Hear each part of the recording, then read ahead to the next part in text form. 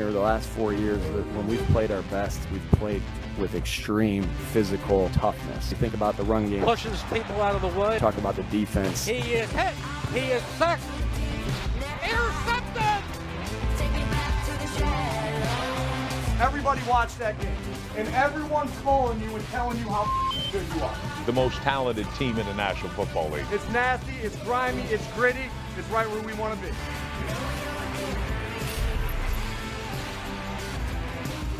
Well, it's only May, and the Eagles are already making moves, putting the rest of the league on notice. We welcome you to NFL Live. So glad that you're with us. Nina Kimes, Peter Schrager, Tim Hasselbeck here with you for the hour. Guys, there's a lot to get to. Let's start with some news out of Philly. Nick Sirianni, who you saw a lot off the top of the show there, agreeing to a multi-year contract extension with the Eagles. After leading the team to a Super Bowl, Sirianni's proven he's the right man for the job. The Eagles rewarding him with a long-term deal. Certainly, if you know the story, the journey of Sirianni, it's pretty remarkable. He has been very successful with the Eagles. He's 54-23, including the playoffs, and that's the fifth best record by a coach in NFL history, trailing only Guy Chamberlain, Vince Lombardi, John Madden, and Ray Flaherty. All four of those guys in the Hall of Fame, just saying, very good company to be in. Tim, how do you think Sirianni has gotten to this point in his career? Well, I think first and foremost by being himself, because I think a lot of people would look at the way he does things and maybe say, look, that's not, what a head coach should do and not what a head coach should do in Philadelphia. But he's been himself, and then he's putting good people around him. Obviously, Howie Roseman has done an excellent job with the personnel in Philadelphia. There's been coordinator change. He's done an excellent job of, with some hiccups, managing through that. And so I think when you do that, you give yourself a chance to be successful as a head coach. He's done that, and you think about what he's accomplished. Just to be very fair to Nick Sirianni, Andy Reid was an amazing coach in Philadelphia, was never able to win a Super Bowl. Nick Sirianni has been able to do that, and so I think when you put it kind of through that lens, the reward of this contract and also the expectation that he's got an opportunity to continue there in Philadelphia where it is not easy to please people, he's done an excellent job. Yeah, and my take on it is, why shouldn't he get paid? Why shouldn't he get an extension? Everyone else did, and everyone else who has won in the NFL does get that reward. Now, truth of the matter is, Nick Sirianni wouldn't work with every locker room, and Nick Sirianni might not work with every team, but he's Philadelphia's guy, and in that building, they respond to him. The local media had their way with him for the first couple weeks of last season. There was talk after a win in Cleveland in the local Philadelphia airwaves that Sirianni should be removed, should be fired. They respond with that incredible rip on their schedule of just winning all those games in the regular season and then just trashing everyone in the playoffs. Bottom line is this: Sirianni coaches the Philadelphia Eagles as well as anyone could possibly coach the Philadelphia Eagles. If you were to drop him in the LA Rams locker room, would it be the same? I don't know. Kansas City? I don't know. Minnesota? Who knows? It doesn't matter. They found their guy. He works with them. Why should anyone else have a problem with him getting paid and extended? I'm happy for him. I think can also point to specific things that he does with this roster that he deserves credit for. I think sometimes we look at the Philadelphia Eagles and we say, well, this is Howie Roseman's success story. He built an all-star team, essentially, and that's true. But those players come with their own set of challenges. There's been conflicts on the sidelines. We've seen them happen. He is a player's coach, and those players in particular respond to him. He's also managed through adversity. Tim alluded to this. The Philadelphia Eagles, this time last year, everybody was talking about whether or not Nick Sirianni would keep his job.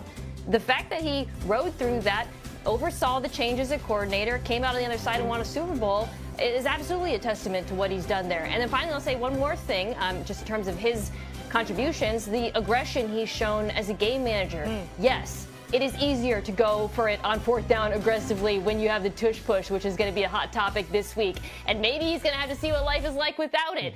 But not every coach would have been as aggressive as Sirianni's been from the very beginning in Philadelphia, and he deserves a ton of credit for that as well. That's a great point. We'll get to more in that tush-push situation a little bit later on. It seems like Sirianni has always had this unwavering faith in his players, and somehow that breeds amazing confidence. It makes sense. Another number to point out, he's one of 3 coaches ever to make multiple Super Bowls in his first 4 seasons, along with Mike Tomlin and Joe Gibbs. Elsewhere in the NFC East, let's talk about some of the buzz in Dallas as the Cowboys kick off OTAs today. today. Now, after falling short yet again in the playoffs, the Cowboys looking to George Pickens to bring a new edge to their offense. Here's what CeeDee Lamb had to say about Pickens' role in the offense. This is CeeDee talking, not me, but I'm going to have to say it like CeeDee. Lamb said, "We both won. It ain't no A, B, none of that. It's one. You look over there, you see one. You look over here, you see another one." So what you got to do with that? Basically, he's saying they're both really good. All right, aside from acquiring Pickens, the Cowboys also brought in Dante Fowler Jr., Solomon Thomas, Javonte Williams, and Miles Sanders as free agents. Then they had a great draft. They got Tyler Booker, who's expected to start at right guard. That's key. Pass rush specialist Donovan Ezeraku, corner Siobhan Revell Jr., and running back Jaden Blue out of Texas. It's a who's who when it comes to the draft and some of these great additions that they've made in the offseason. So that's big. But when we talk about all these things, I think the main one, right, is George Pickens. So, Peter, what do you make of those comments from CeeDee Lamb about both of them kind of being ones? I loved it. And I'll say this. I've spoken to Cowboys sources over the last 2 weeks since that trade has been made. It makes a lot of sense when you talk to them bringing in Pickens. He's 24 years old. He hasn't even scratched the surface of what he can be. He's going into the final year of a contract, so he's going to be motivated financially. And there's this albatross around his name that he's this like cancer in the locker room where they don't see it that way. And they've spoken to people in Pittsburgh. Now, with their immaturity, of course, we've documented it well. Late to practice, late to game, all that stuff. But with a motivation of, hey, you're going to come to the Dallas Cowboys and you're going to make career life-changing money if you have one good season, that this makes sense. And from them, they went through the draft inside and out. And there was probably one player that they viewed in the same breath as George Pickens at that position. And Teteroa McMillan went to the Panthers 8th overall, so they pivoted, took an offensive lineman.